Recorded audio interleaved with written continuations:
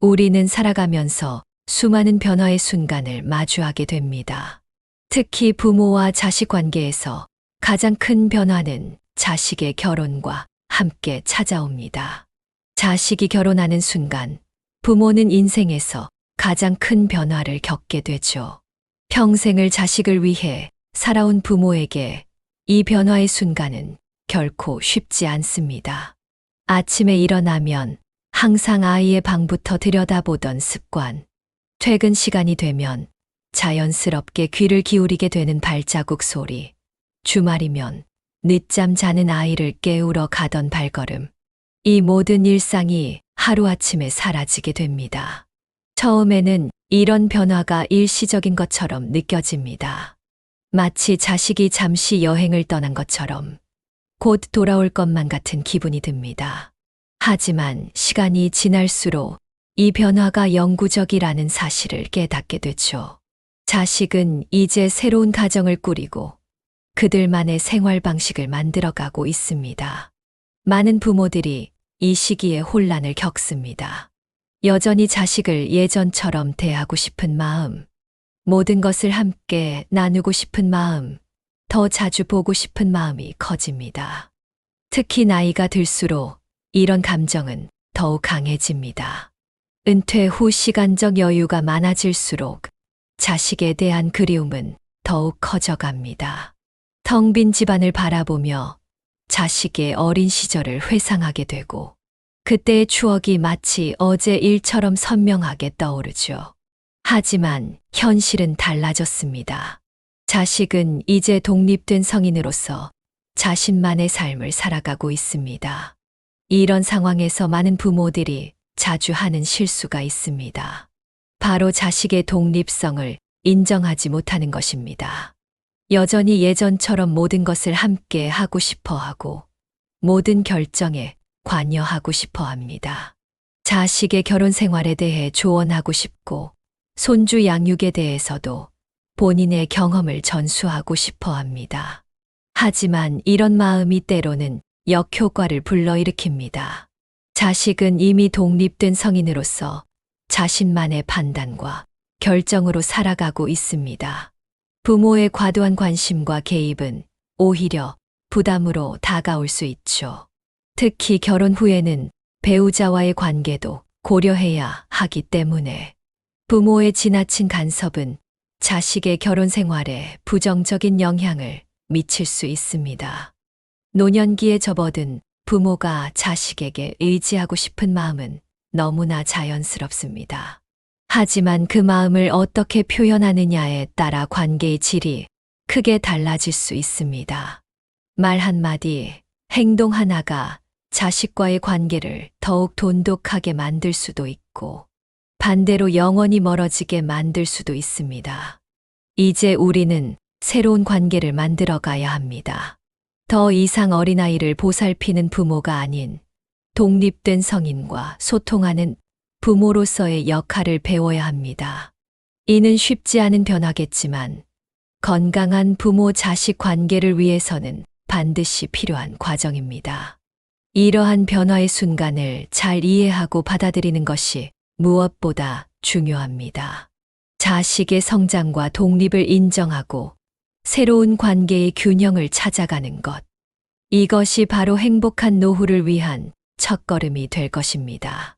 나이가 들수록 부모는 자식의 삶이 더 신경 쓰입니다.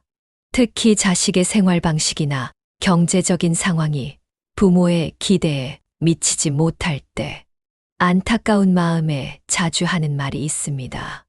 너희는 왜 이렇게 살아?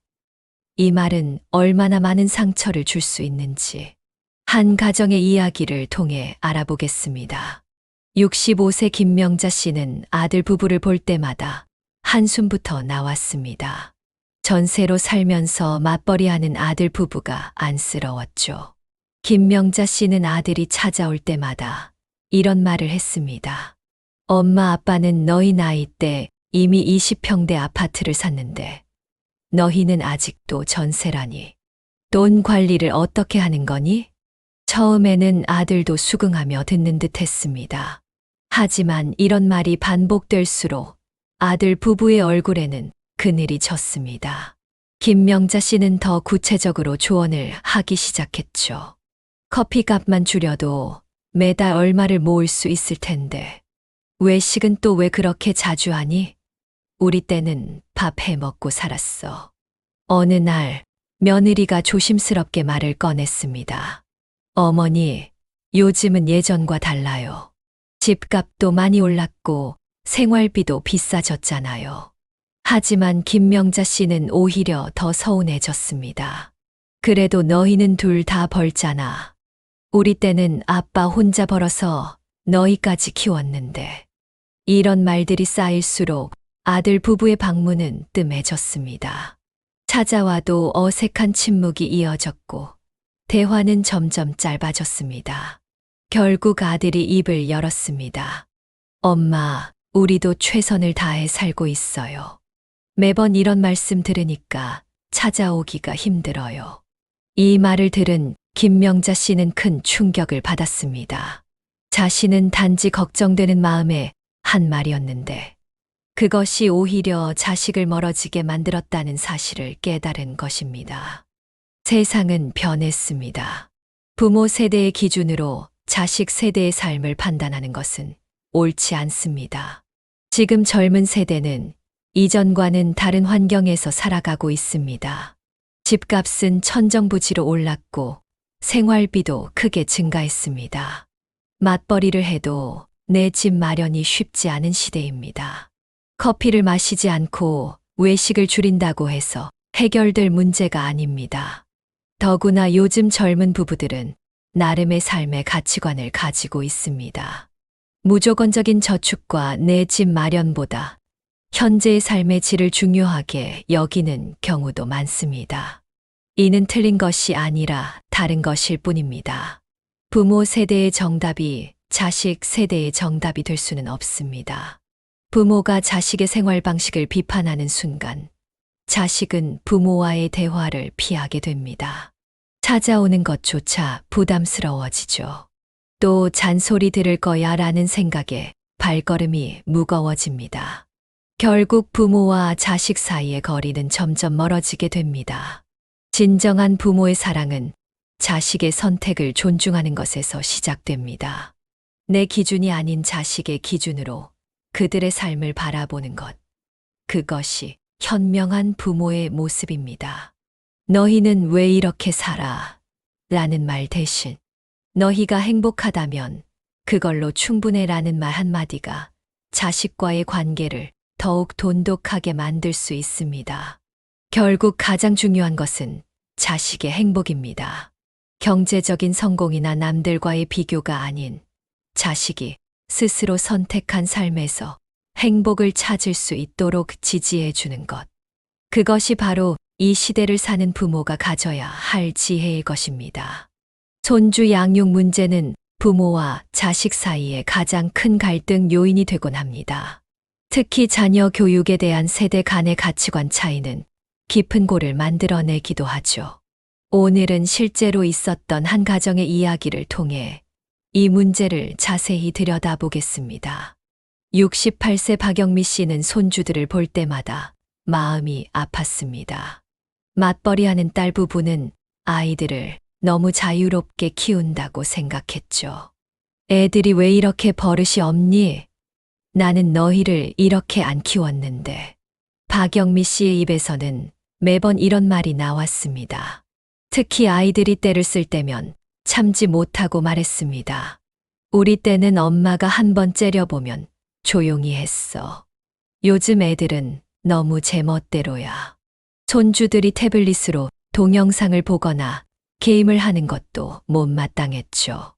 너희도 어렸을 때는 밖에서 뛰어놀았잖아. 왜 애들을 이렇게 키우니? 딸은 처음에는 참으며 들었습니다. 하지만 시간이 지날수록 스트레스가 쌓였죠. 엄마, 시대가 달라졌어요. 요즘은 아이들과 대화로 풀어가야 해요. 하지만 박영미 씨는 더욱 답답해졌습니다. 그러니까 애들이 말대답을 하지. 엄마 말이 맞다고 생각할 텐데 왜 그렇게 고집을 부리니?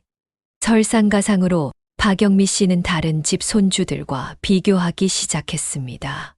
옆집 애들은 벌써 영어학원도 다니고 피아노도 배우는데 우리 손주들은 그냥 노는 것만 좋아하네. 이런 말을 들을 때마다 딸의 얼굴은 굳어졌고 사위는 한숨만 깊어졌습니다. 결국 어느 날 딸이 폭발하고 말았습니다. 엄마, 제발 우리 육아 방식에 간섭하지 말아주세요. 저희도 나름대로 고민하고 선택한 거예요. 매번 이런 말씀 들으니까 엄마 댁에 오는 게 스트레스가 돼요. 이 말을 들은 박영미 씨는 큰 충격을 받았습니다. 사실 요즘 육아 환경은 예전과 많이 다릅니다. 디지털 시대에 태어난 아이들에게 스마트 기기는 더 이상 나쁜 것만이 아닙니다. 오히려 적절히 활용하면 학습에 도움이 될 수 있죠. 또한 체벌이나 강압적인 훈육보다는 대화와 설득이 더 효과적이라는 것이 전문가들의 의견입니다. 자녀 교육에는 정답이 없습니다. 각 가정의 상황과 아이의 성향에 따라 최선의 방법이 다를 수 있습니다. 부모가 했던 방식이 반드시 옳은 것은 아니며 시대의 변화에 따라 육아 방식도 변화하는 것이 자연스럽습니다. 더구나 맞벌이하는 자식 세대는 나름의 고충이 있습니다. 일과 육아를 병행하면서 최선을 다하고 있는데 부모의 비판적인 말은 그들의 자존감을 떨어뜨리고 죄책감만 키울 뿐입니다. 결국 손주 양육에 대한 부모의 과도한 간섭은 자식과의 관계를 해치게 됩니다. 자식들은 부모의 집을 찾는 것을 꺼리게 되고 손주들과의 만남도 자연스레 줄어들게 되죠. 이는 부모도 원치 않는 결과일 것입니다. 현명한 조부모는 자식의 양육 방식을 존중합니다. 설령 본인의 방식과 다르더라도 자식 부부가 선택한 길을 지지해 주는 것이 중요합니다. 너희가 선택한 방식을 믿는다는 말 한마디가 자식에게는 큰 힘이 될 수 있습니다. 돈은 인간관계에서 가장 예민한 주제입니다. 특히 부모의 재산 문제는 자식들 사이의 관계를 영원히 틀어지게 만들 수 있는 폭탄과도 같습니다.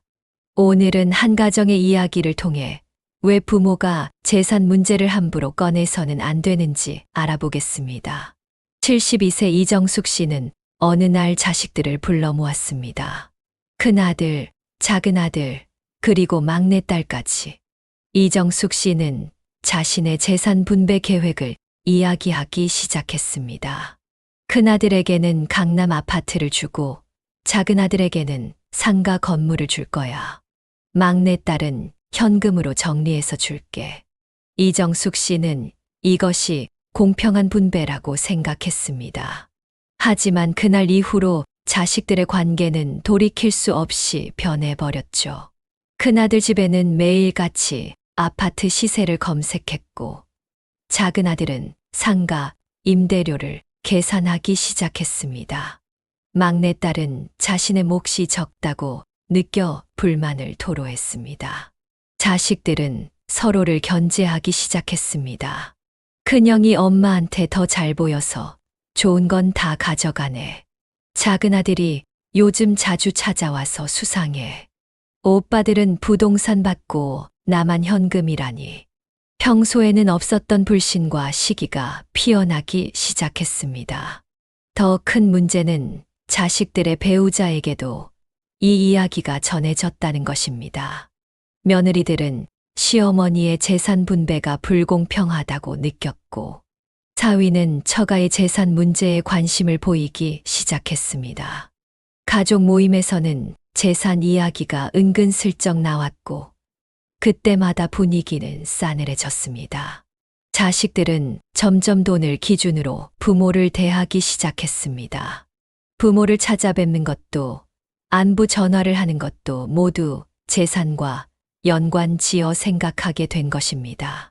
형이 저번에 엄마 모시고 여행 갔다며 뭔가 속셈이 있는 거 아냐? 이정숙 씨는 뒤늦게 후회했습니다. 재산 이야기를 꺼내지 말았어야 했다는 것을요. 자식들의 순수한 마음을 의심하게 되었고 자식들 역시 부모의 사랑을 돈으로 계산하기 시작했습니다. 가족의 정이 금전적 가치로 환산되는 순간 그들의 관계는 이미 돌이킬 수 없이 변해버린 것입니다. 부모의 재산은 자식들에게 단순한 돈의 의미를 넘어섭니다. 그것은 부모의 사랑과 인정을 상징하는 것이 되곤 합니다. 누구에게 얼마를 준다는 것은 곧 그만큼 사랑한다는 의미로 받아들여질 수 있습니다. 이런 감정은 형제자매 간의 미묘한 갈등을 일으키고 결국 가족의 분열로 이어질 수 있습니다.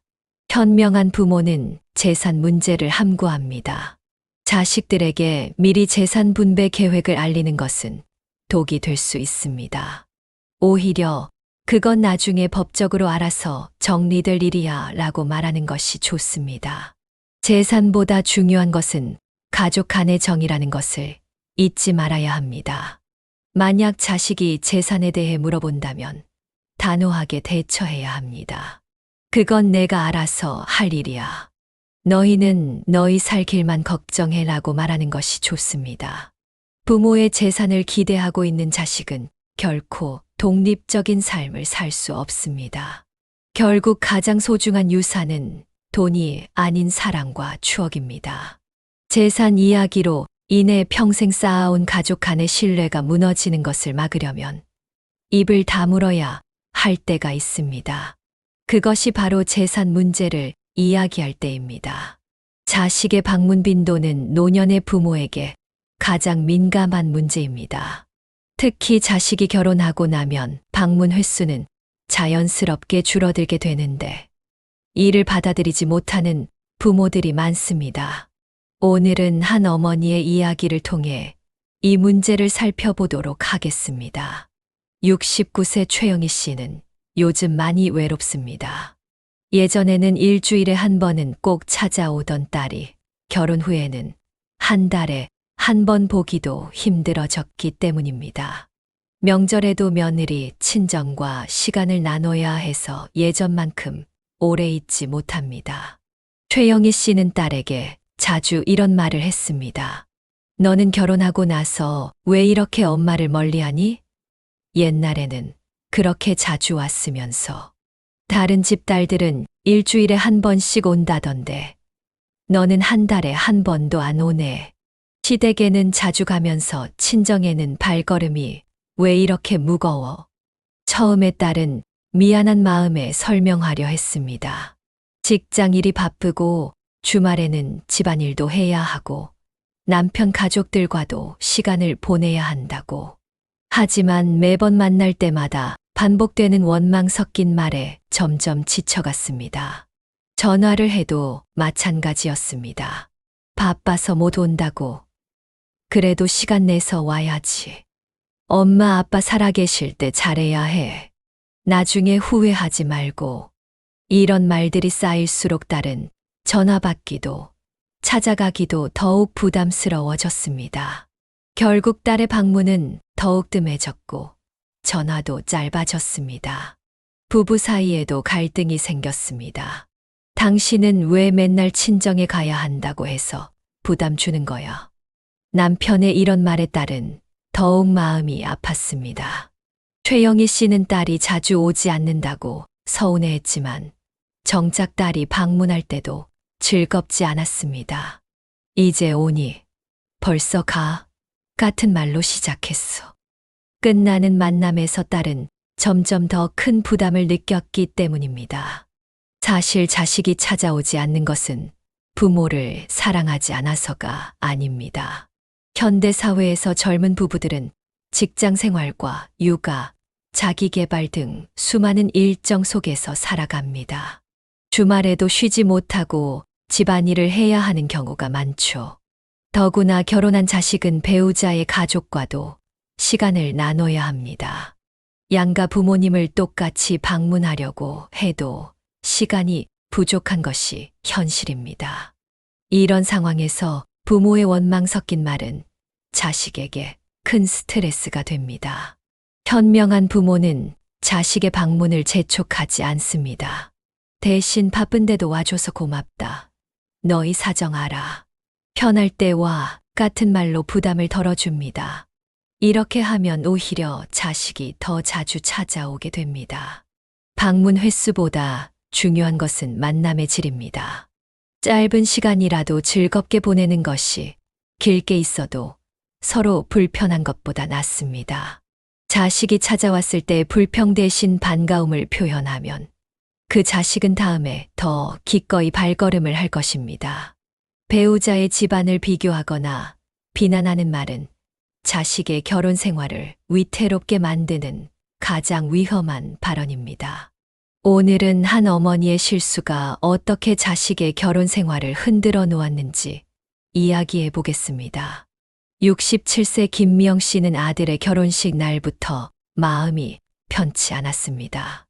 며느리의 집안이 자신의 기대에 미치지 못했기 때문입니다. 처음에는 참으려 했지만 시간이 지날수록 불만이 커졌고 결국 아들에게 이런 말을 하기 시작했습니다. 너희 처가는 왜 이렇게 도움이 안 되니? 우리는 이것저것 다 해주는데 처갓집이 그 정도밖에 안 되나 보네. 신혼집 장만할 때도 우리가 다 했잖아. 명절 때 처갓집 가봤자 뭐하니? 우리 집이 더 좋은데. 처음에 아들은 이런 말을 대수롭지 않게 넘겼습니다. 하지만 점점 그 말들이 마음에 깊이 박히기 시작했죠. 아내의 집안을 바라보는 시선이 달라졌고 은연중에 비교하기 시작했습니다. 결국 부부 싸움의 소재가 되고 말았습니다. 당신네 부모님은 우리한테 뭘 해주셨어? 우리 부모님이 이것저것 해주시는데 당신네는. 이런 말들이 오가면서 부부 사이에는 보이지 않는 벽이 생기기 시작했습니다. 며느리는 시어머니의 말이 남편을 통해 자신에게 전해진다는 것을 알게 되었고 깊은 상처를 받았습니다. 배우자의 집안을 비교하는 말은 자식 부부 사이의 신뢰를 무너뜨립니다. 부모가 던진 말 한마디가 부부 간에 씻을 수 없는 상처를 남기고 결혼 생활의 균열을 만들어내는 것입니다. 더구나 요즘은 맞벌이가 대부분입니다. 양가 부모의 경제력이 다르다고 해서 그것이 문제가 되어서는 안 됩니다. 결혼은 두 사람의 결합이지 두 집안의 재력 비교가 아니기 때문입니다. 현명한 부모는 절대로 배우자의 집안과 비교하지 않습니다. 오히려 양가가 서로 돕고 살면 되지라는 식의 포용적인 태도를 보입니다. 이런 태도는 자식 부부의 결혼 생활을 더욱 견고하게 만들어줍니다. 가끔은 침묵이 최고의 대답일 때가 있습니다. 배우자의 집안에 대해 불만이 있더라도 그것을 자식에게 말하는 순간 돌이킬 수 없는 상처를 줄 수 있습니다. 부모의 한마디가 자식의 결혼 생활을 망칠 수 있다는 것을 항상 기억해야 합니다. 자식이 선택한 배우자와 그 집안을 인정하고 존중하는 것, 그것이 바로 자식의 행복을 위한 첫걸음입니다. 비교와 비난 대신 이해와 포용으로 대한다면 자식 부부의 결혼 생활은 더욱 행복해질 것입니다. 양가 부모 모두가 서로를 인정하고 존중할 때 자식 부부는 더욱 단단한 가정을 이룰 수 있습니다. 부모의 현명한 태도가 자식의 결혼 생활을 지키는 든든한 버팀목이 되는 것입니다. 나이가 들수록 자식에 대한 걱정은 더욱 커집니다. 하지만 그 걱정을 어떻게 표현하느냐에 따라 결과는 완전히 달라질 수 있습니다. 오늘은 현명한 부모가 되기 위해 꼭 기억해야 할 지혜를 나누어 보겠습니다. 현명한 부모의 첫 번째 지혜는 존중입니다. 자식이 결혼했다는 것은 이제 한 가정의 주체가 되었다는 의미입니다. 더 이상 부모의 뜻대로 따라야 하는 어린아이가 아닌 독립된 성인으로서 자신의 판단과 결정으로 살아가는 사람이 된 것입니다. 73세 이영호 씨는 이런 변화를 받아들이는 데 시간이 걸렸습니다. 자식들이 어떤 결정을 할 때마다 의견을 제시하고 싶었고, 때로는 강요하고 싶은 마음도 들었습니다. 하지만 한 가지 깨달음이 그를 변화시켰습니다.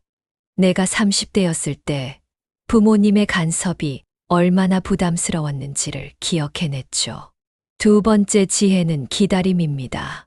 자식이 시행착오를 겪을 때 가만히 지켜보는 것은 매우 어려운 일입니다.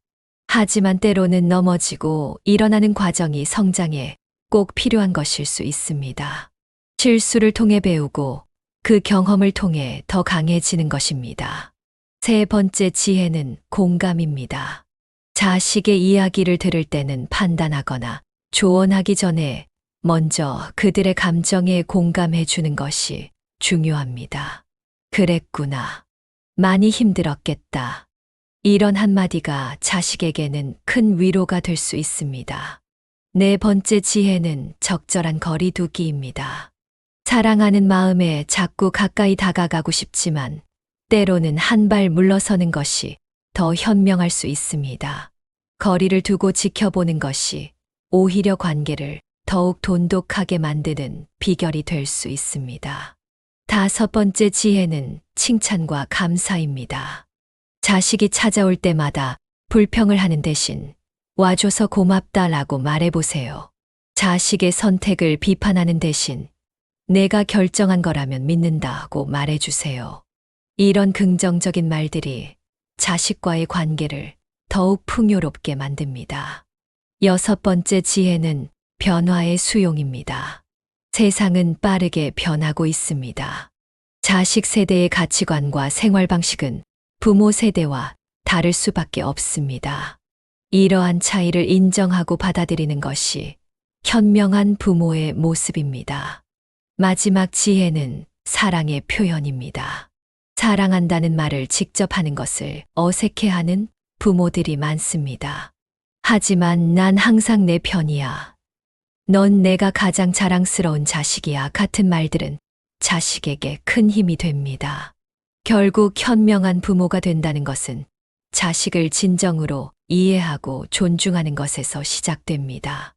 때로는 참아야 하고 때로는 물러서야 하지만 그것이 오히려 부모와 자식 사이의 관계를 더욱 단단하게 만드는 길이 될 것입니다. 자식을 진정으로 사랑한다면 그들의 삶을 인정하고 지지해 주는 것이 가장 중요합니다. 그것이 바로 현명한 부모가 되는 첫걸음이자 마지막 걸음일 것입니다. 우리는 지금까지 부모가 자식에게 해서는 안 되는 말들과 현명한 부모가 되는 방법에 대해 이야기했습니다. 이제 마지막으로 부모와 자식 사이의 새로운 관계, 건강한 관계를 만들어가는 방법에 대해 이야기해 보겠습니다. 71세 박상철 씨의 이야기로 시작해 보겠습니다. 그는 자식들과의 관계에서 많은 시행착오를 겪었습니다. 처음에는 자식들의 삶에 계속 관여하려 했고, 그때마다 갈등이 생겼죠. 하지만 그는 변화했습니다. 내가 변하니 자식들도 변하더라고요. 박상철 씨가 가장 먼저 한 일은 자식들에게 사과였습니다. 아빠가 너무 간섭했구나. 이제는 너희의 선택을 존중할게. 이 한마디가 경직되었던 관계를 부드럽게 만드는 시작이었습니다. 자식들은 아버지의 진심 어린 사과의 마음을 열었습니다. 그 다음으로 그는 자신만의 생활을 만들어갔습니다. 등산 동호회에 가입하고 노인대학에서 컴퓨터를 배우기 시작했죠. 자식들에 대한 의존도가 줄어들자 오히려 관계는 더욱 가까워졌습니다. 아빠가 이렇게 열심히 사시는 모습이 자랑스러워요. 새로운 관계의 핵심은 독립과 신뢰입니다. 부모도 자신의 삶을 살고 자식도 자신의 삶을 살되 서로를 믿고 응원하는 것입니다. 간섭이나 통제가 아닌 존중과 이해를 바탕으로 한 관계를 만들어가는 것이죠.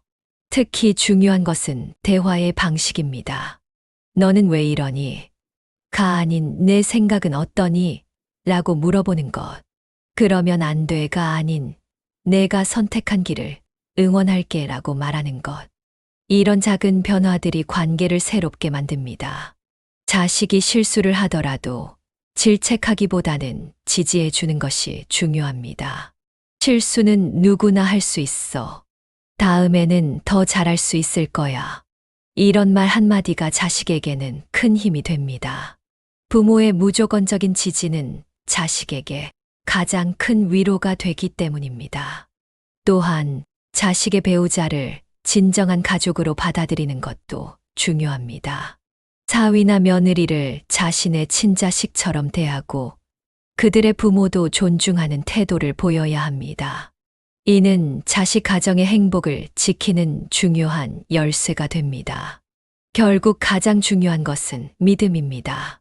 자식을 믿고 그들의 선택을 존중하며 그들이 가는 길을 묵묵히 응원하는 것. 이것이 바로 새로운 관계의 시작입니다.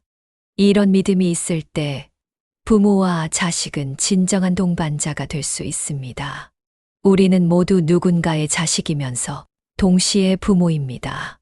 서로를 이해하고 배려하는 마음으로 새로운 관계를 만들어 간다면 그것이 바로 행복한 가족의 시작이 될 것입니다.